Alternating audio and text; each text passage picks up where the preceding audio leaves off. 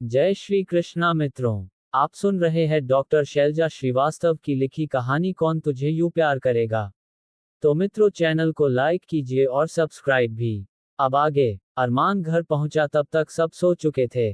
उसे भूख भी लगी थी पर उसकी हिम्मत नहीं थी कि खुद जाकर खाना निकालने और खाने की। थक गया था और दर्द भी था मन में भी और तन में भी, तो वह सीधा अपने कमरे की तरफ बढ़ गया। कमरे के बाहर आया तो दरवाजा थोड़ा सा खुला था। नाइट बल्ब की हल्की रोशनी कमरे में थी। जनरली अरमान पूरा अंधेरा करके सोता था और उसके रूम की लाइट्स ऑफ ही रहती थी, इसलिए उसे हल्की रोशनी देखकर थोड़ा अजीब लगा। पर फिर भी उसने आधे खुले दरवाजे को पूरा खोला और सामने का नज़ारा देख उसकी आंखें बड़ी हो गई। सामने उसके ब्लैंकेट से खुद को कवर किए हुए इनाया बेफिक्री से सो रही थी। चेहरे पर हमेशा की तरह मासूमियत बिखरी हुई थी। एसी का टेम्परेचर अच्छा खासा डाउन किया हुआ था उसने, इसलिए उसे ठंडक लग रही थी, तो खुद को पूरी तरीके से उसने ब्लैंकेट में कवर किया हुआ था। सिर्फ उसका चेहरा ही सामने नजर आ रहा था। ये यहाँ, अरमान ने खुद से ही कहा और आगे बढ़ा कि तभी नजर टेबल बेड के पीछे लगी एक बड़ी सी खूबसूरत तस्वीर पर गई, जो कि अरमान और इनाया की शादी की थी। आज सुबह तक ये तस्वीर यहाँ नहीं थी और श्वेता ने आज ही इस रूम में इस तस्वीर को लगवाया था। उस तस्वीर को देखते ही अरमान ने गहरी सांस ली और उसे एहसास हुआ कि इनाया यहाँ क्यों है। इतने दिनों में नानी माँ की मौत और उसके बाद अक्षिता और रूही के मैटर में वह उलझा हुआ था। उसे खुद इस बात का होश नहीं था कि अब वह और इनाया पति पत्नी है और इस हिसाब से इनाया अब उसके रूम में रहेगी। इनाया भी इतने दिनों से इसके रूम में नहीं आई थी, बल्कि नानी माँ के रूम में ही ठहरी हुई थी, तो अरमान का भी इस तरफ ध्यान नहीं गया था। पर आज सडनली इनाया को देखकर उसे एक पल को तो थोड़ा अजीब लगा, पर फिर उसके चेहरे पर हल्की सी मुस्कुराहट आ गई। वह रूम में आया और धीमे से दरवाजा बंद कर दिया, ताकि इनाया की नींद ना खुले। उस तस्वीर को कुछ पल देखा तो चेहरे पर मुस्कुराहट गहरा गई। फिर धीरे से वार्डरोब खोला तो देखा उसमें भी इनाया के कपड़े जमे हुए थे। उसने बाजू वाला दूसरा वार्डरोब खोला जिसमें सारा उसका सामान था। उसने एक लोअर टी शर्ट निकाला और धीमे से वॉशरूम की तरफ बढ़ गया। थकान बहुत ज्यादा हो रही थी उसे, तो उसने शॉवर लिया और फिर रेडी होकर बाहर आया तो देखा इनाया बिस्तर पर नहीं थी। अरमान को अजीब लगा, अब यह इतनी रात को कहाँ चली गई। मैंने तो बिल्कुल भी आहट नहीं की थी, फिर भी नींद कैसे खुल गई इसकी। अरमान ने खुद से ही कहा और ड्रेसिंग के सामने खड़े होकर बाल बनाने लगा। अभी नीचे जाकर देखता हूँ कहाँ चली गई। हो सकता है बाजू वाले कमरे में तो नहीं गई जहाँ पहले रहती थी। अरमान खुद से ही बोल रहा था कि तभी रूम का दरवाजा खुला और एक थाली में खाना लगाकर इनाया अंदर आई। अरमान ने उसे पलट कर देखा तो उसे खाने की प्लेट लिए देख चेहरे पर मुस्कुराहट आ गई और वह उसकी तरफ बढ़ गया। इनाया ने प्लेट को टेबल पर रख दिया और जग से गिलास में पानी निकालकर अरमान की तरफ बढ़ाया। अरमान ने पानी का गिलास लेकर टेबल पर रखा और उसके दोनों हाथ थाम लिए। सॉरी, मेरी वजह से तुम्हारी नींद खराब हो गई। मैंने तुम्हें डिस्टर्ब कर दिया। अरमान ने उसकी आंखों में देखा। इट्स ओके अरमान, तुम भी तो काम के सिलसिले में इतनी देर से आए हो।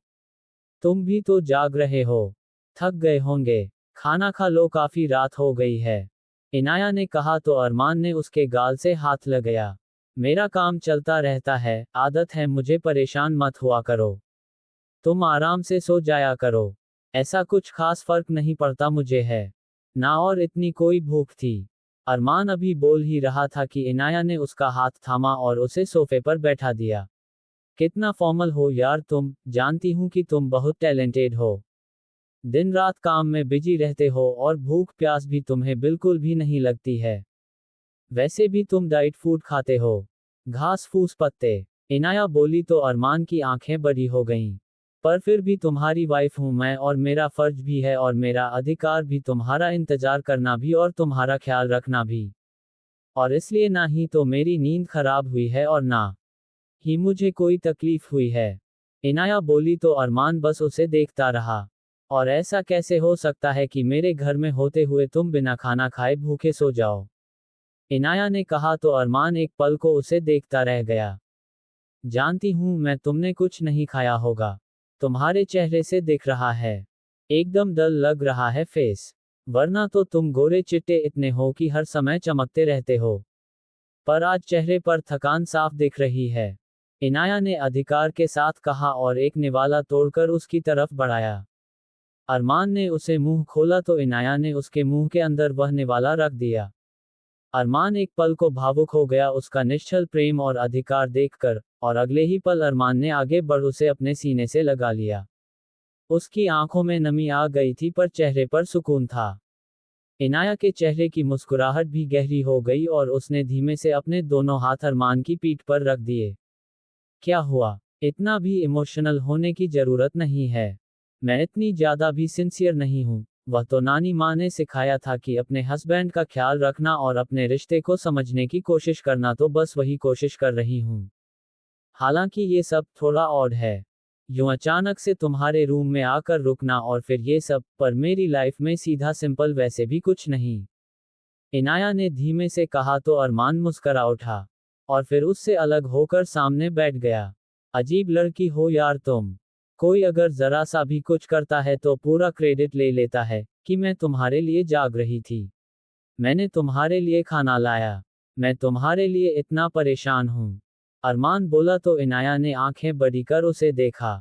और एक तुम हो कि मेरे कारण तुम्हारी नींद खराब हो गई।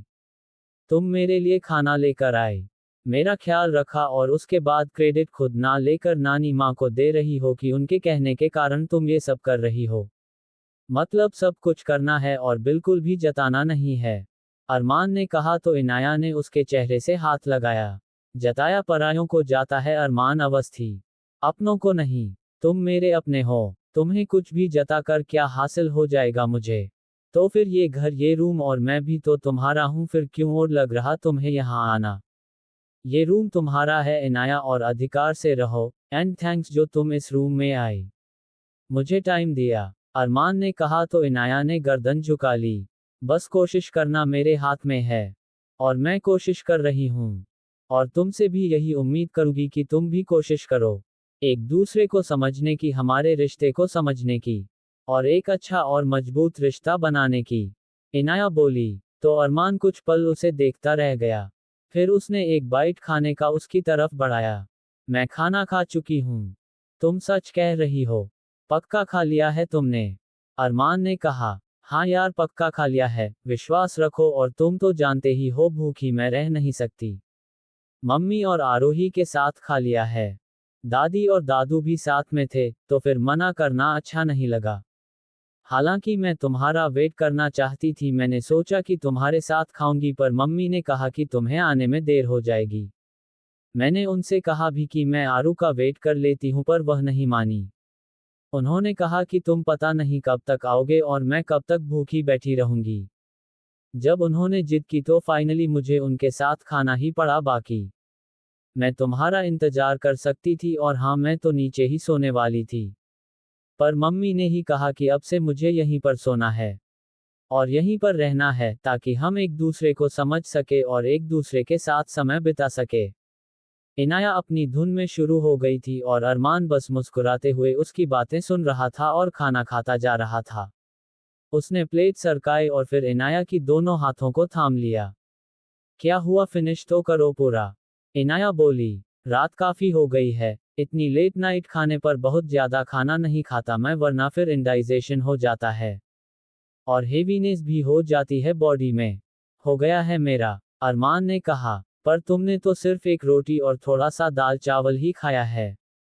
इनाया बोली। हाँ, इतना काफी है इनाया, परेशान मत हो।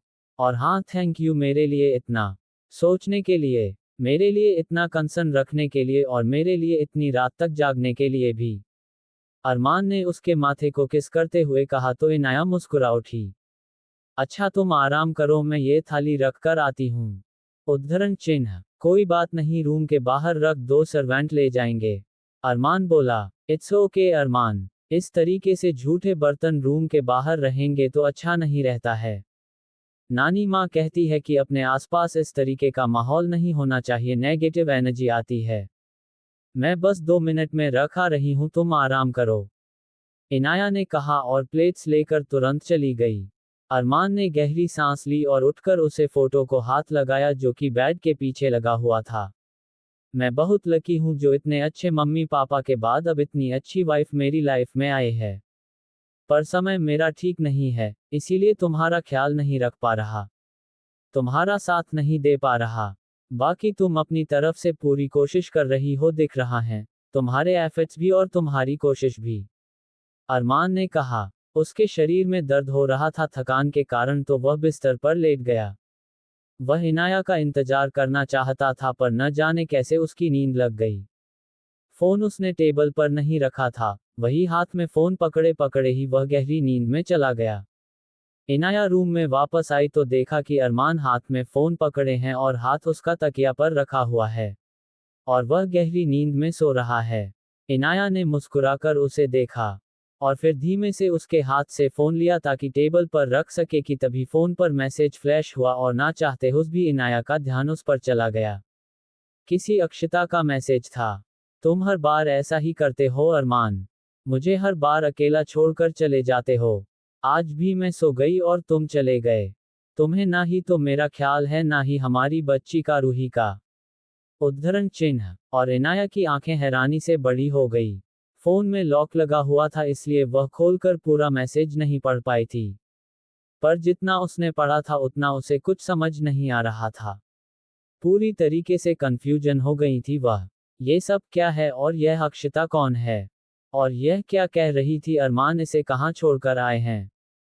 और यह रूही, यह कौन है? इनाया के दिमाग में न जाने क्या क्या आ रहा था। उसने गहरी सांस ली और अपने सीने पर हाथ रखा। नहीं नहीं, मैं गलत नहीं सोच सकती। मुझे विश्वास करना होगा अरमान पर, हमारे रिश्ते पर। इस तरीके से आधे अधूरे मैसेज को देखकर मैं ऐसा कैसे गलत सोच सकती हूँ? नहीं नहीं, मुझे विश्वास रखना है। इनाया ने मजबूती से अपने गले में पहने उस डायमंड मंगलसूत्र को मुट्ठी में भींच लिया और फिर धीमे से आकर अरमान के बाजू में लेट गईं। अरमान का चेहरा उसकी तरफ था और इनाया बस उसे एक तक देख रही थी। बार बार दिमाग में वह मैसेज और उसमें लिखी बातें आती। फिर उसने फाइनली अपना सिर्फ झटक दिया।